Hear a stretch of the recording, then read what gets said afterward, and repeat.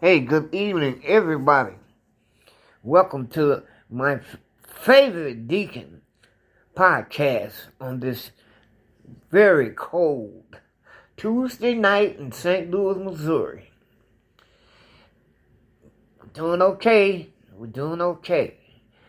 A lot of things going on in this world, and there's a lot going on in this city. I have to admit, I love St. Louis. Been there all my life, and I understand it.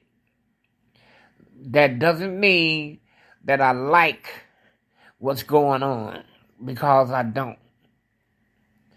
It's just too much killing, man. Blood every day. Every day somebody getting killed. We got all kind of pandemics here. We got COVID. We got what's that drug pandemic? We got people, man, ODing every day with this fentanyl pandemic.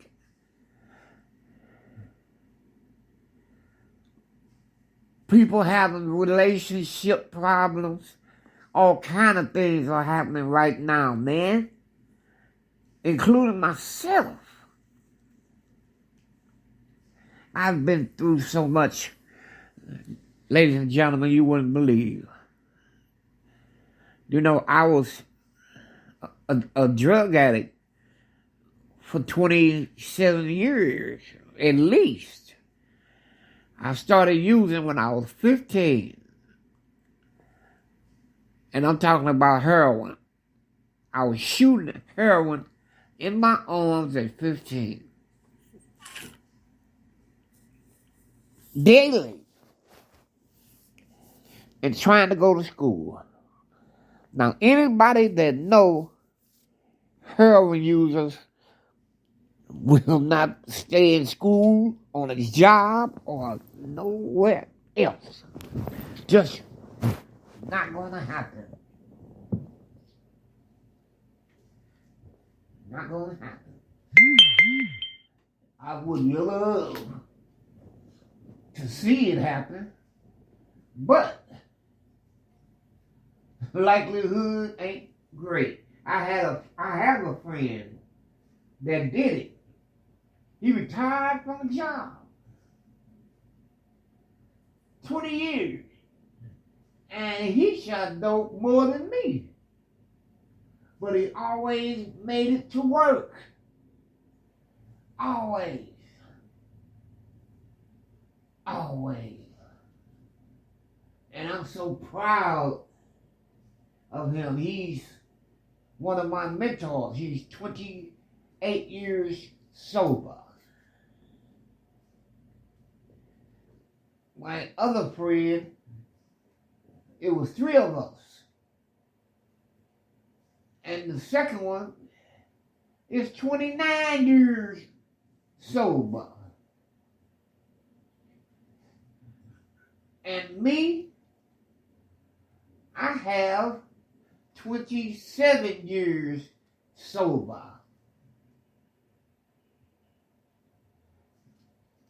Reach out as much as we can. I try to help people.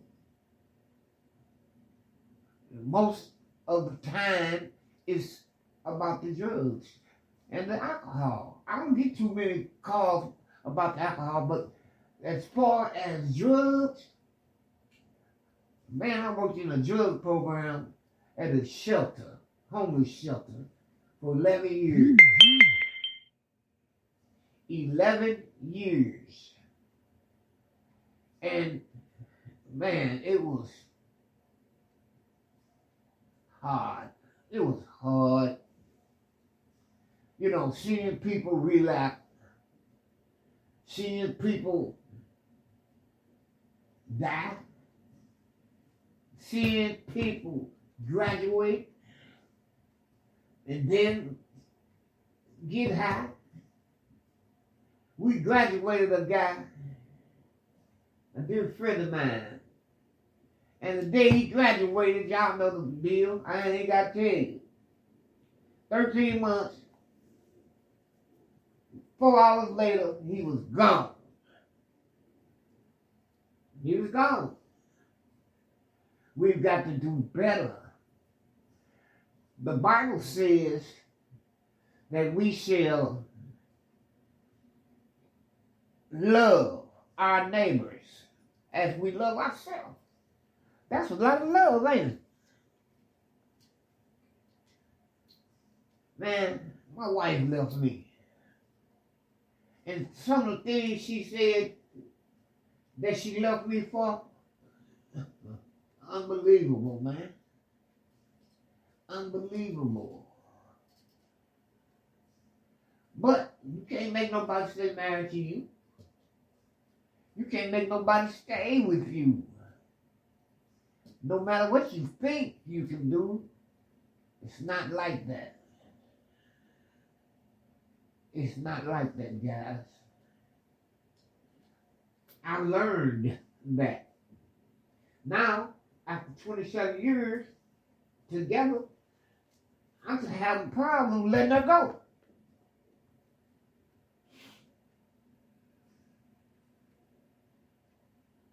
Once love gets in your heart, it's not easy, man. It's not easy. We used to say back in the day, ain't no fun when the rabbit got the gun. Tide has been turned. Hello? The tide has been turned. And I don't like it. You know, she says I'm bitter.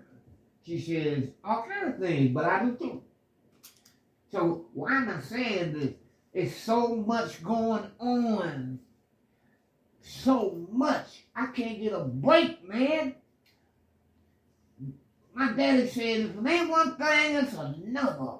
And that's the way it's hitting right now. Things are round, round, round, round. But you know what? Yeah, I'm bitter. But I ain't went and got high.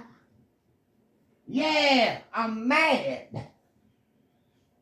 But I haven't done nothing. Physically. Man, I want a woman. Man, let me tell you something, man. About me.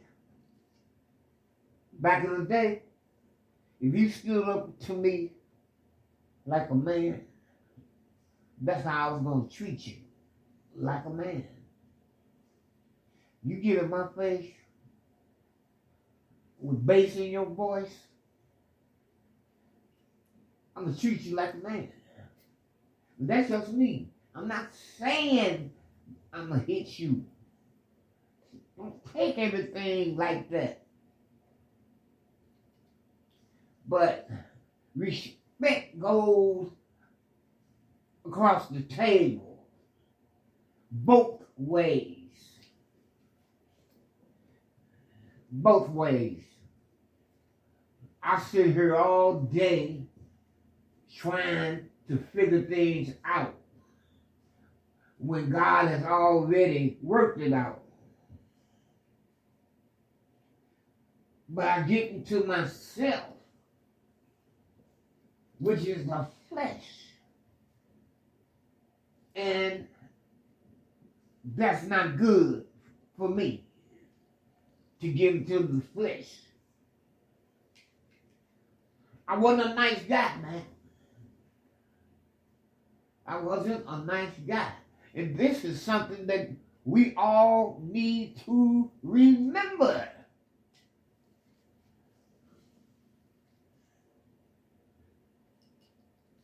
Quit telling people they are the devil. Lafayette? Don't do that, man. You will hurt that person. It's not them, it's the devil inside using her. Man, I knew what was coming, and I still wasn't ready. He tried to kill me in the dope game. He tried to kill me with my health.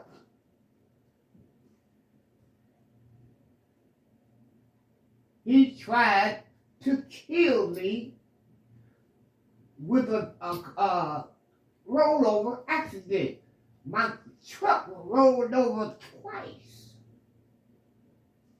But I didn't have a bag, but I was seatbelted in. And here's what I want to tell you guys about that. I had just put my seatbelt on. I was pulling off from this shop where my buddy worked. I was coming to get an inspection because it was time to get new plates. Man, I pulled off, put the seatbelt on, and got nailed. A car ran the stop signs. That's what they do in St. Louis, man. They run everything. And he hit me so hard, I really at first didn't know what was going on. It sounded like a train. And when they hit me, I know I was rolling over. I knew that. But I think I was out for a minute or two because I thought I was upside down and I was thinking somebody's holding me. Let me go. He's holding me too tight.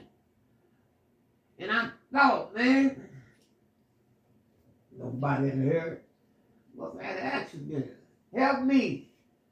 Claustrophobic, you know. Help me. Somebody help me. The man said, you all right? I said, no, get me out of here. Get me out of here. Please, get me out of here. And he reached in through the window, which was down, thank God. Wait a minute. No, he opened the door and reached down or up, wherever the seatbelt was at that time, probably was up, and unloosed the seatbelt.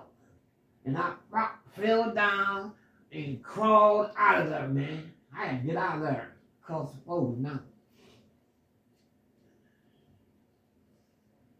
But God was with me as usual.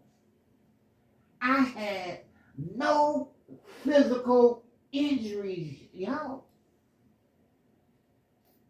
The paramedics was shocked. Man, the police officer told me that when he got the call and he came around and saw the accident, you know, my truck, he knew that I was dead because he said usually in those kind of situations he has been on, somebody had been thrown from the vehicle and was dead. Man, you blessed, brother. Believe me. Hey, you didn't even have an airbag, did you? I said, no, I didn't have an airbag. I thought I did, but I didn't. But I was seatbelted in. Seatbelt did it, man. It held. And I was almost 300 pounds. And it held. Praise God. And then the ultimate. This COVID-19 hit. My wife was an Uber driver and Lyft. She did them both. And she came home, had got the COVID.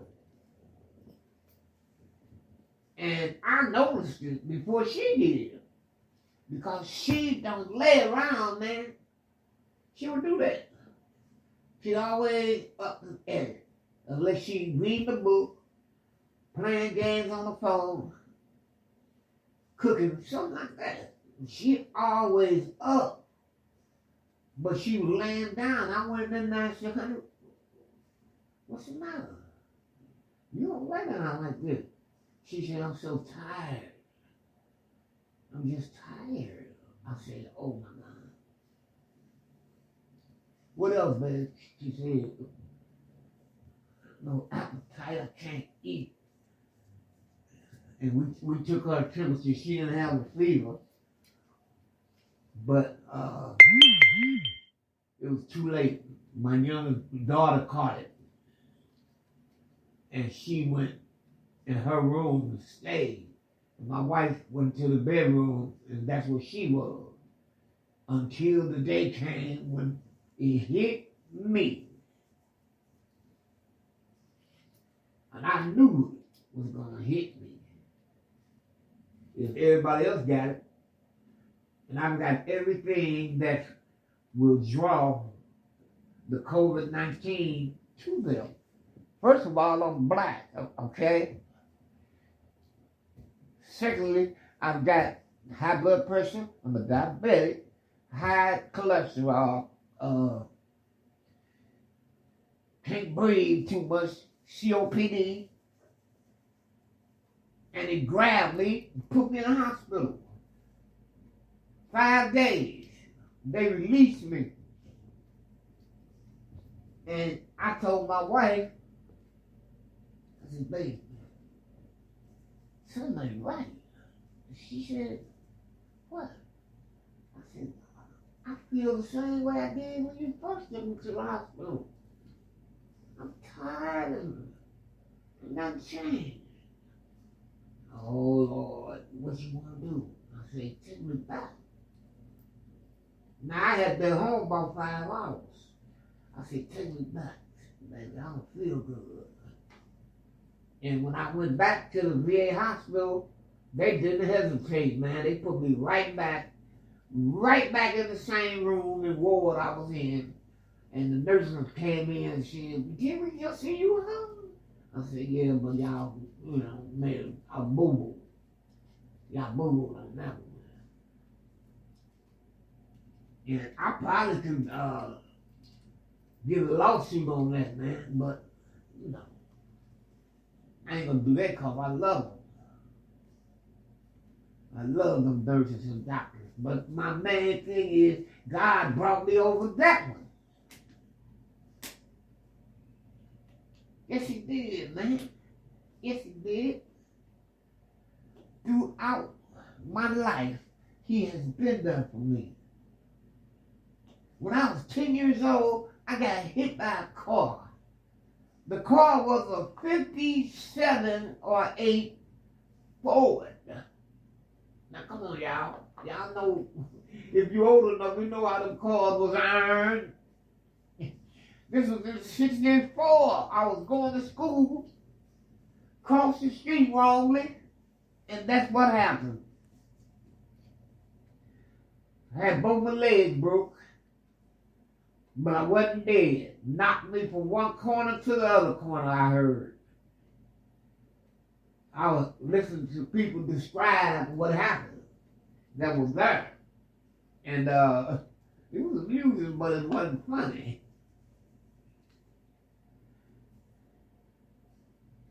That's my story. And I knew that he was trying, the enemy was trying to kill me. I knew it. I knew it. And I told my wife, the weakest link is going to be you. And she looked at me like, what? What are you talking about? I said, the enemy trying to kill me. He tried this, he tried that, he did this, he did that. Couldn't do nothing. God was there. No weapon formed against me prospered. I got hit, but it didn't prosper. Honey, only other thing he could come to me, he He can't come with dope. He can't come with needles. The only way he can come now is break the chain. Who is the weakest link? Who is the one that will make me, hello y'all, who is the one that would hurt me? Who is the one that would set me back? Who is the one that might, no, who is the one that might have power over me? Who? Honey, he will use you on me. Who is he? You know, she don't really believe in all that. She do and she don't. I don't know. I don't know. But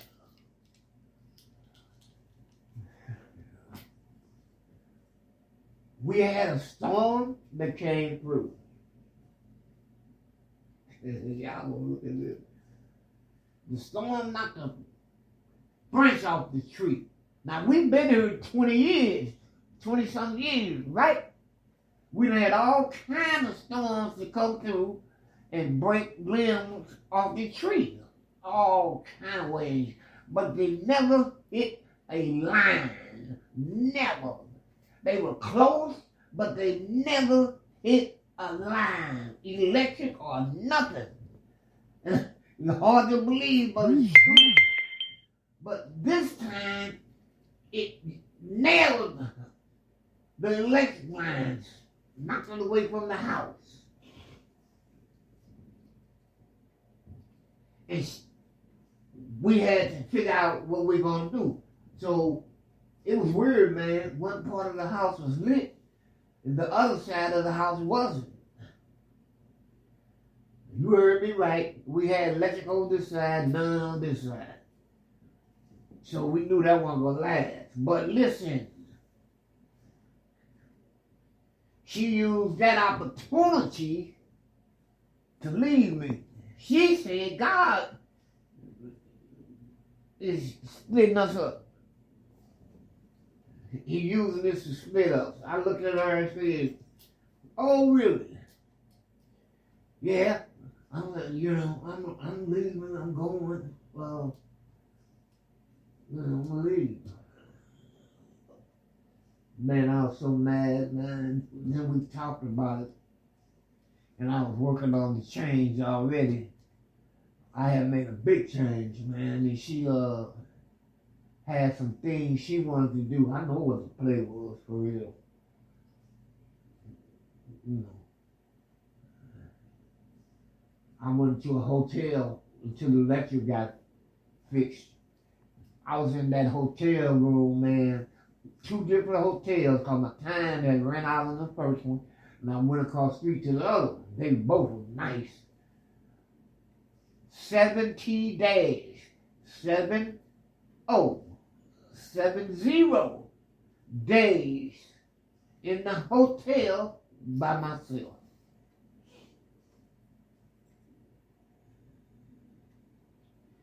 All I did was pray.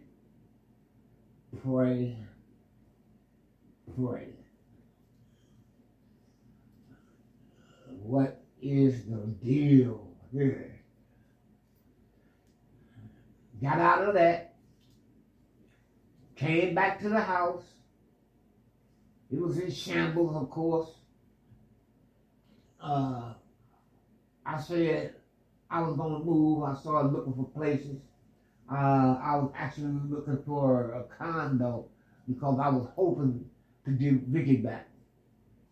That's my wife. But things kept happening, man, that I kept messing up. And she said that, no, I'm not into that. I'm not going to do that. So I messed that up, man. And everybody saying that, hold on, just wait, man. Wait on God. Don't do nothing. Just be still And I don't know how to do that. I'm trying. I'm hot. I'm mad. Yeah. I'm mad, man. So I get back to praying, and I said, okay, then let's go ahead and sell the house. But I couldn't do it. I couldn't do it. This house was given to us. We got married. Wait, we got clean together. We got married. Got this house. Got out of Section 8. Came here. This is our house.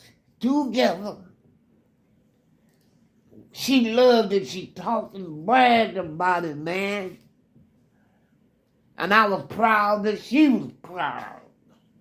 Because I did that for us, but I was doing it for her. And I can't go into that right now, but yeah.